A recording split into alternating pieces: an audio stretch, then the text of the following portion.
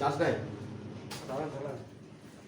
প্রথম শর্ত কি, একটা সেন্সাস গ্রাম হতে গেলে কি কি শর্ত পূরণ করতে হয়?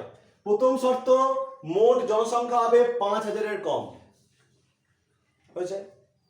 2 নম্বর শর্ত হচ্ছে জনঘনত্ব 200-র কম। জনঘনত্ব মানে কি, 1 বর্গ কিলোমিটারে কতজন লোক বাস করে। তো বর্তমানে গ্রামগুলোতে জনঘনত্ব অনেক বেশি, সরি 400 কম হবে, এটা 400 কম হবে। এবার আমাদের যদি গ্রামটাকে দেখা যায় না, 1 কিলোমিটার 1 বর্গ কিমি, মানে গোটা গ্রামটাই চলে আসবে। এখানে কি 400 লোক বাস করে? অনেক বেশি। 2-1টা গ্রাম আছে, যোধপুর, মান্দ্রা, তারপর শাহগ্রাম, জনঘনত্ব এতটাই বেশি ও শহরকেও টেক্কা দিতে দেবে। মান্দ্রা সব থেকে বেশি। দেখ গ্রামের ভিতরে ফাঁকা জায়গায় নাই, ঘিঞ্জি একদম পুরো বাড়ি। এটা কি দেখেছিস? কিন্তু ওই ভেতর দিকে একটা পাড়া আছে দাসপাড়া, ওখানে যদি যাস না, মানে এমন গলে ঢুকে বেরোতে পারবি না। আমি রাস্তা বুঝি পাই না বেরোনোর সময়, এত ঘন, এত ঘিঞ্জি বাড়ি। মানে এই ছোট্ট একটা এলাকাতে এমন করে বাড়ি হচ্ছে, মানে এতগুলো ফ্যামিলি বাস করে, কল্পনার বাইরে। নেক্সট কি করতে হবে না, সেই গ্রামে 75% পুরুষকে, 75% মানে 100টার মধ্যে 75টা পুরুষ কমপক্ষে প্রাথমিক অর্থনৈতিক কার্যকলাপে যুক্ত থাকে। মানে হয় সে গরু চড়াবে, না হলে সে চাষ করবে, নাহলে মাছ ধরে বেড়াবে, আর নাহলে বন থেকে ডালপালা সংগ্রহ করবে। ঠিক আছে, করতেই হবে। 75% লোককে এই কাজ করতেই হবে, মানে 75% পুরুষকে। প্রথমত এই 3টে হচ্ছে একটা সেন্সাস গ্রামের শর্ত পূরণের মেন ভিত্তি। তাহলে মহিলাগুলো বেশি বেশি খাবে। মহিলাগুলো কাজ করাতে বলে নাই, অন্য কাজ করবে, সিরিয়াল দেখবে।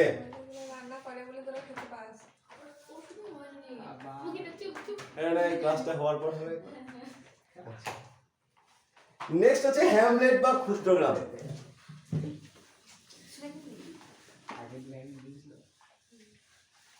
হ্যামলেট আমি আগের দিন বুঝিয়েছি, আজকে আবার দেখো। এটা একটা গ্রাম, ধরো দারুণ গ্রাম, এটা একটা দারুণ ছবি আঁকতে পারি, একটা গ্রাম হয়েছে। এবার এই গ্রামের কাছাকাছি রাস্তা চলে গেছে, ঠিক আছে, রাস্তা কাছাকাছি এখানে একটা ছোট বড় একটা গড়ে উঠেছে বসতি, এটাকে বলা হয় হ্যামলেট। এবার একটু ভদ্র ভাষায় বলি, যখন একটা নির্দিষ্ট গোষ্ঠীবদ্ধ গ্রামীণ বসতির থেকে একটু দূরে ইতস্তত কয়েকটি বসতি গড়ে ওঠে, কয়েকটি আবাসস্থল গড়ে ওঠে, যেমন ছোট্ট একটা বসতি গড়ে ওঠে, তখন তাকে বলা হয় হ্যামলেট। বুঝতে পেরেছো? হ্যামলেট উদাহরণ আমি অনেকবার দিয়েছিলাম, যেমন ধরো এই যে শাহগ্রাম 5পাড়া পাশে খাসপাড়া, আমাদের রাজহাটের থেকে ওই যে দুর্গি থেকে গাফুলিয়া যেতে একটা আছে খাসপাড়া, ঠিক আছে। এই হ্যামলেট গ্রামগুলোর বৈশিষ্ট্য কি কি? খুব সহজ, দেখো সংজ্ঞা থেকে বলা যাবে যে একটি বসতি থেকে দূরে ইতস্তত এই হ্যামলেট গড়ে ওঠে। এখানে জনসংখ্যা খুব কম হয়, তাই তো, আর এখানে যারা বাস করে তারা খুবই অনুন্নত শ্রেণীর হয়। অনুন্নত শ্রেণী বলতে তারা শিক্ষা দীক্ষা সংস্কৃতি থেকে অনেক পিছিয়ে থাকে এবং অর্থনৈতিক দিক থেকে অনেক পিছিয়ে থাকে। দেখবে তোমাদের এই খাস পাড়াটা প্রথম গড়ে উঠেছিল, সবাই একদম বোঝা যাচ্ছিল সেই ছোট ছোট চালা ঘর, বোঝা যাচ্ছিল যে আর্থিক অবস্থা খুব খারাপ।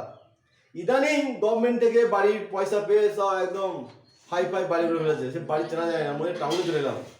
হ্যাঁ, যাই হোক, হয়েছে ভালো জিনিস। তো এটাকে বলা হয় হ্যামলেট। হ্যামলেটে আর কি বৈশিষ্ট্য আছে? হ্যামলেটের বৈশিষ্ট্য যেটা মেন হচ্ছে সেটা হচ্ছে কি স্যাটেলাইট ভিলেজ বলা হয়।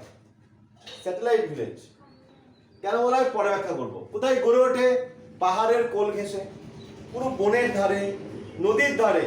কিন্তু আমাদের তো এখানে দেখো খাস পাড়া তো পাহাড়ের কোলও নাই, নদীর ধারও নয়, অ্যাকচুয়াল যে কোনো জায়গা দিয়ে গড়ে উঠতে পারে। বুঝতে পেরেছো? হ্যাঁ, দিঘির ধারে, দিঘির ধারে।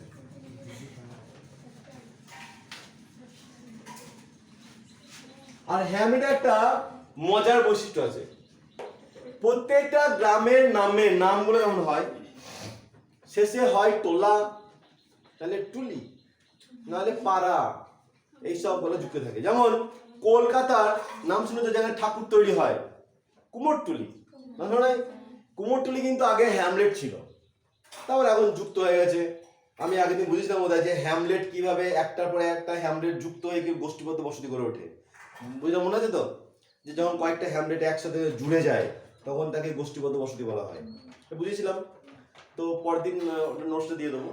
এবার এই হ্যামলেট, কুমোরটুলি, আহিরিটোলা কলকাতার, ঠিক আছে? এই দুটো উদাহরণ তোমরা অবশ্যই দেবে, কারণ এই দুটোর নাম স্যারা জানে, তোমার গ্রামের ভাষার নামগুলো জানে না। গ্রামের দিই পাড়া, খাসপাড়া, না পাড়া না, এটা হ্যামলেট না। আচ্ছা, নদী পেরিয়ে কারো অভিজ্ঞতা আছে? কেউ কোথায় গেছিস? চুপ কর, নদী পেরিয়ে। আচ্ছা, নদী পেরিয়ে একটা মোহরাকান্দি বলে গ্রাম আছে। আচ্ছা বলি, এটা মোহরাকান্দি থেকে যখন তুমি আঙ্গুলিয়া যাচ্ছ, কয়েকটা ওই রাস্তার ধারে কটা বাড়ি গড়ে উঠেছিল, প্রথমে দু চারটে বাড়ি ছিল হ্যামলেট আকারে। আমার পাশে মামার বাড়ি তো জানি, এর নাম দিয়েছিল নবপল্লী।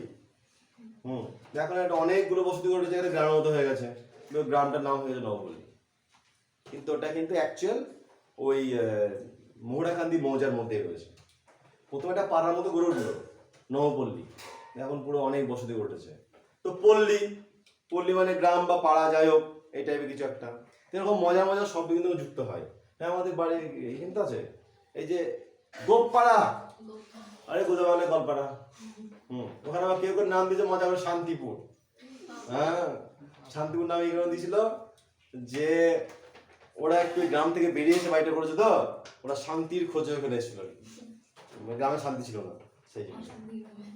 তো হ্যামলেটের এইসব বৈশিষ্ট্যগুলো আমরা দেখতে পাই। এই তো হয়ে গেল আজকের মতো। বলো।